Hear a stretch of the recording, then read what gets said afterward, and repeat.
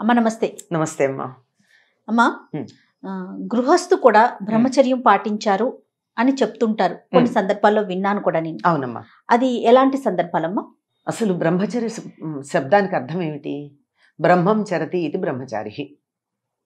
అంటే బ్రహ్మమునందు చరించేవాడు. బ్రహ్మము అంటే జ్ఞానము, బ్రహ్మము అంటే తపస్సు.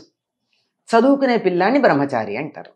ఎందుకంటే చదువుకుంటాడు గనక, జ్ఞానం సంపాదిస్తున్నాడు గనక. అది ఇంగ్లీష్లో కూడా ఏమంటారమ్మా దాన్ని? బ్యాచిలర్ ఆఫ్ ఆర్ట్స్ అంటారు. బ్యాచిలర్ అంటే బ్రహ్మచారి కదా. అవును. డిఏ అంటే ఏమిటి అర్థం? Bachelor of arts. కానీ మనం ఈ బ్యాచిలర్ ఆఫ్ ఆర్ట్స్ చదువుకున్న వాళ్ళందరూ పెళ్ళే చదువుకున్న వాళ్ళు ఉన్నారు. పూర్వకాలం చిన్నతనంలో 18 ఏళ్లకు పెళ్లి చేసేవారు, అప్పటికి వీళ్ళు బిఏ చదువుతూ ఉండేవాళ్ళు, అంతే కదా. మరి ఏమిటిది? దీనికి సందర్భం ఏమిటి అంటే చదువుకుంటున్నవాడనే అర్థం అండి, పెళ్లి కానివాడు అని కాదు అర్థం అక్కడ. అది అయితే బ్రహ్మచర్యం అనేటటువంటి దానికి చదువుకునే రోజుల్లో ఈ స్త్రీ సంబంధమైన, అంటే పురుషుల గురించి చెప్తూ ఉంటాం గనక, స్త్రీ సంబంధమైనటువంటి ఆలోచన లేకుండా, కామభావన లేకుండా ఉండేవాళ్ళు గనక చదువుకునే రోజుల్లో అప్పుడు వాళ్ళని బ్రహ్మచారులు అనేవారు. మొన్నటిదాకా కూడా ఒక మాట వాడకంలో ఉండేది, ఏదో వివాహే విద్య నాశాయ అని. పెళ్ళయిందంటే ఇంకా చదువు అయిపోయింది. ఎందుకంటే అంతసేపు పుస్తకం తీసి చదువుతూ ఉంటే సాహిత్యం చదువుతున్నారు అనుకోండి, అందులోను భార్య మీద భర్త మీద మనసు వెళ్ళిపోయిన తర్వాత ఇంకేం చదువుకుంటారండి? మనసంతా అక్కడే ఉంటుంది. అది మామూలుగా అంటే పరిపూర్ణంగా దృష్టి అంతా దాని మీద కేంద్రీకరించి మొత్తం సమయాన్ని చదువు కోసం కేటాయించిన వాళ్ళ సందర్భం. మరి ఇప్పుడు అట్లా కాదు కదా. పెళ్ళయ్యాక కూడా చదువుకుంటున్నారు, జీవితాంతం చదువుకునే వాళ్ళు ఉంటారు. అందువల్ల అర్థం కాదు. అంటే గురువుగారు ఆశ్రమంలో ఉన్నప్పుడు చదువుకున్న దాన్ని బ్రహ్మచర్యాశ్రమం అనేవాళ్ళు. అయ్యాక వివాహం అయ్యేది. ఇక పెళ్ళయ్యాక గృహస్థ జీవనంలో పడిపోయి జీవనోపాధి ఎలా బతకాలి, అందరూ ఉద్యోగాలు చేసేవాళ్ళు ఏం కాదనుకోండి, ఎలా బతకాలి అన్నదంతా అట్లా సాగుతూ ఉండేది, అంతా బాగానే ఉండేది. అయితే బ్రహ్మచారి అనేటటువంటి పదానికి బ్రహ్మమునందే మనసు కలవాడు అన్నప్పుడు, బ్రహ్మం మీద మనసు ఉన్నప్పుడు, బ్రహ్మం అనేదానికి తపస్సు అనే అర్థం కూడా ఉందన్నాం కదా. తపస్సు అంటే ఒకదాన్ని దీక్షగా చేయడం అనేది.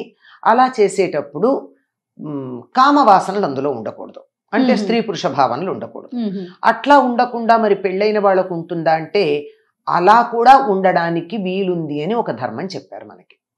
ఎట్లాగంటే వివాహం అయినటువంటి వాళ్ళు సంసారం నిర్వహించటం అన్నది, అంటే భార్యాభర్తల ధర్మం, దాంపత్య ధర్మం, అంటే శారీరకమైనటువంటి దాంపత్య ధర్మం ఏదైతే ఉందో అది ఎప్పుడెప్పుడు నిర్వర్తించవచ్చు, ఎప్పుడు నిర్వర్తించకూడదు అన్న దానికి కొన్ని నియమాలు ఉన్నాయి మనకి.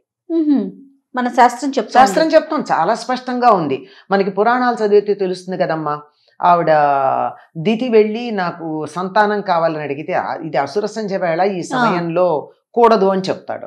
అంటే ఆ సమయంలో కూడదన్నది అదొకటే మనకి తెలుసు. అవును. అంటే అసుర సంధ్య వేళ, ఉషస్సంధ్య అంటే పొద్దున తెల్లవారుతూ ఉన్న సమయం. ఎందుకంటే ఆ సమయంలో ఏ పనులు చేయాలో చెప్పబడింది కనుక ఆ పనులు చేస్తే ఆరోగ్యానికి మంచిది. మనకి బయోక్లాక్ గురించి కూడా ఇప్పుడు ఆధునిక శాస్త్రంలో, సైన్స్లో చెప్తున్నారు కదా. ఏ సమయంలో కిడ్నీ బాగా పనిచేస్తుంది, ఏ సమయంలో లివర్ బాగా పనిచేస్తుంది, దానికి తగినట్టుగా మనం ఉంటే ఆరోగ్యం ఉంటుంది అని చెప్తున్నారు కదా. అట్లాగే నిషిద్ధ సమయాలు ఉన్నాయి. ఇప్పుడు చెప్పాను కదా, అసుర సంధ్య, ఉదయం. అట్లాగే కొన్ని తిథులు, ఆ తిథుల్లో భార్యాభర్తలు కలవకూడదు. ఎందుకంటే ఆ సమయంలో కలిసినట్టయితే కలగబోయేటటువంటి సంతతి మంచిది ఉండదు. అట్లాంటివి తిథులు, నక్షత్రాలు, దినాలు కొన్ని ఉన్నాయి, స్పష్టంగా ఉన్నాయి. ఆ రోజుల్లో ఉండకుండా ఇవి కాక మరికొన్ని ఉన్నాయి. మరికొన్ని అంటే రేపు తద్దినం పెట్టబోతున్నారు తండ్రిది, ఆ ముందు రోజు, ఆ రోజు, మర్నాడు, ఆ 3 రోజులు బ్రహ్మచర్యం పాటించాలి. తండ్రికి, తల్లికి ఎవరికి తద్దినం పెట్టినా అంతే కదా, వాళ్ళకే పెడతారు. లేని సందర్భంలో కొద్దిమందే మహానుభావులు మిగిలిన వాళ్ళకి, బంధువులకి పెట్టేవాళ్ళు ఉంటారు. అట్లాగా రేపేదో సత్యనారాయణ చేసుకుంటున్నాం, రేపు కన్యాదానం చేస్తున్నాం, రేపు కొడుకు ఒడుగు చేస్తున్నాం, రేపు గృహప్రవేశం చేస్తున్నాం, ఇట్లాంటివి కొన్ని ఉంటాయి కదా. రేపు శివరాత్రి రోజు గురించి మాట్లాడతారు. రేపు శివరాత్రి అంటే దానికి ముందు రోజు. ఇట్లా ఏవైతే మనం పండగలు, శుభకార్యాలు, తర్వాత అపరకర్మలు అంటే తద్దినాలవి, ఇలాంటివి చేయడానికి ముందు రోజు కూడా బ్రహ్మచర్యం పాటించాలి. ఇలాంటి నిషిద్ధ దినాల్లో బ్రహ్మచర్యం పాటించాలి, ఇలాంటి సందర్భాల్లో బ్రహ్మచర్యం పాటించాలి. ఇవన్నీ పాటిస్తూ గృహస్థ జీవనం గడిపినటువంటి వాళ్ళు బ్రహ్మచారులుగా పరిగణించబడతారు. వాళ్ళను కూడా బ్రహ్మచారి అని అనాలి. అంటే గృహస్థయుండి బ్రహ్మచర్యం పాటించటం, భార్య ఉంది బ్రహ్మచర్యం పాటించటం. అంటే ఎప్పుడు పడితే అప్పుడు జంతువులు కూడా ఎప్పుడు పడితే అప్పుడు మీటింగ్ చేయవమ్మా, వాటికి కూడా ఒక సమయం ఉంది. అలా కాకుండా పిచ్చి పిచ్చిగా ఎప్పుడు పడితే అప్పుడు కామ ప్రకోపం కలిగి తట్టుకోలేక పిచ్చి పనులు చేయకుండా ఉండాలి అనేటటువంటి ఉద్దేశంతో రాబోయేటటువంటి తరం ఆరోగ్యకరమైనటువంటి శారీరక మానసిక ఆరోగ్యాలు కలిగిన పుష్టైన శరీరం కలిగినటువంటి తరం ఉండాలి అనే ఉద్దేశంతో ఇలాంటివి కొన్ని స్పష్టంగా చెప్పడం జరిగిందమ్మా. ఇవన్నీ పాటించినట్టయితే వివాహమైన వాళ్ళు కూడా బ్రహ్మచారులుగానే పరిగణించబడతారు. అట్లాగా రేపేదో సత్యనారాయణ చేసుకుంటున్నాం, రేపు కన్యాదానం చేస్తున్నాం, రేపు కొడుకు ఒడుగు చేస్తున్నాం, రేపు గృహప్రవేశం చేస్తున్నాం, ఇట్లాంటివి కొన్ని ఉంటాయి కదా. రేపు శివరాత్రి, శివరాత్రి రోజు గురించి మాట్లాడతారు. రేపు శివరాత్రి అంటే దానికి ముందు రోజు. ఇట్లా ఏవైతే మనం పండగలు, శుభకార్యాలు, తర్వాత అపరకర్మలు అంటే తద్దినాలవి, ఇలాంటివి చేయడానికి ముందు రోజు కూడా బ్రహ్మచర్యం పాటించాలి. ఇలాంటి నిషిద్ధ దినాల్లో బ్రహ్మచర్యం పాటించాలి, ఇలాంటి సందర్భాల్లో బ్రహ్మచర్యం పాటించాలి. ఇవన్నీ పాటిస్తూ గృహస్థ జీవనం గడిపినటువంటి వాళ్ళు బ్రహ్మచారులుగా పరిగణించబడతారు. వాళ్ళను కూడా బ్రహ్మచారి అని అనాలి.